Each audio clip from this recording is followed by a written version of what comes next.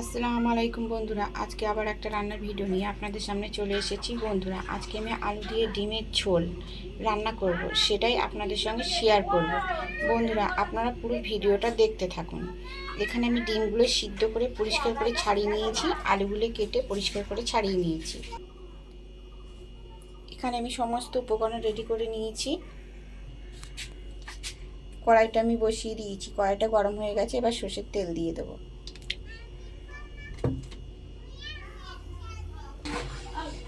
তেলটা আমার গরম হয়ে গেছে। এবারে অল্প করে লবণ আর অল্প একটু হলুদ দিয়ে আমি ডিমগুলো লাল লাল করে ভেজে নেব।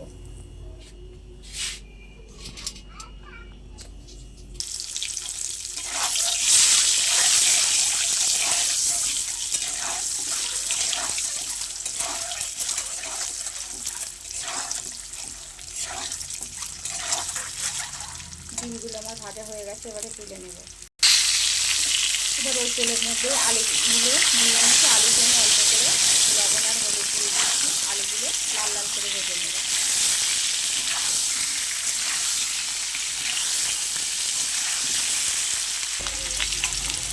আলুগুলো আমার ভাজা হয়ে গেছে, এবারে তুলে নেব।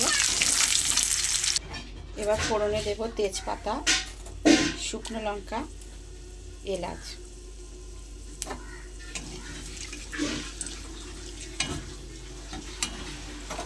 ফোড়নটা আমার হয়ে গেছে, এবারে দিয়ে দেবো পেঁয়াজ কুচি।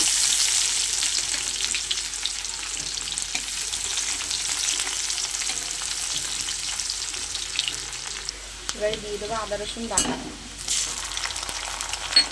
আদা রসুন আর পেঁয়াজটা আর একটু ভালো করে ভাজা ভাজা করে নেবো, যাতে গন্ধটা না থাকে।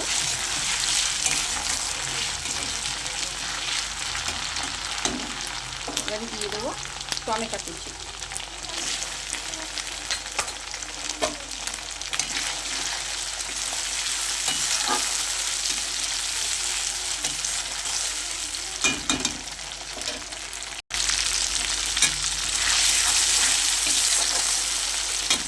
এবারে দিয়ে দেবো গুঁড়ো মশলা, হলুদ গুঁড়ো,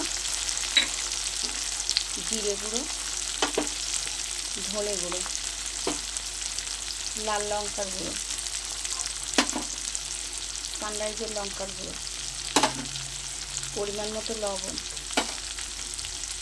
চিরা কাঁচা লঙ্কা একসঙ্গে ভালো করে কষিয়ে নেব। অল্প একটু জল দেবো, দিয়ে মশলাটা ভালো করে কষে নেব।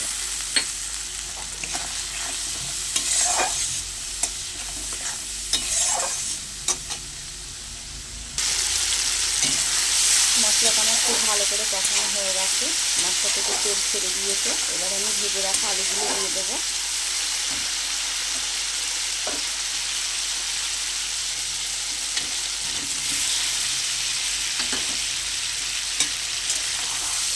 আলুটা আমি মশলার সঙ্গে খুব ভালো করে কষিয়ে নেব।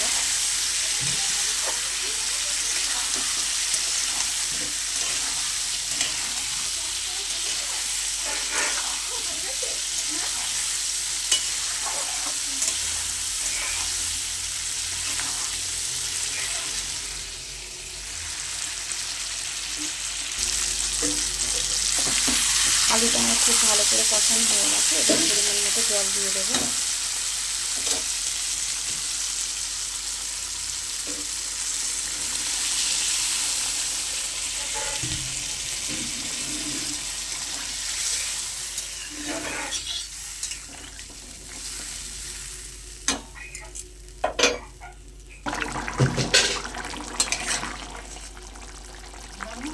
আলুটা খুব ভালো করে সিদ্ধ হয়ে গেছে। এবার ভাজা ডিমগুলো দিয়ে দেবো।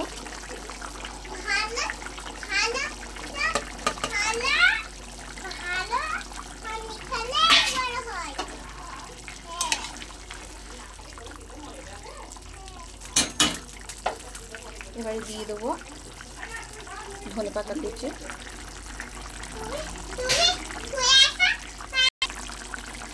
দিয়ে দেবো একটু স্বাদ মতো চিনি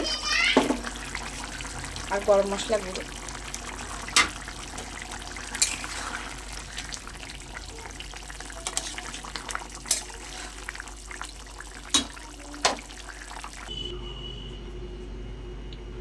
আলু দিয়ে ডিমের ঝোল একদম রেডি বন্ধুরা।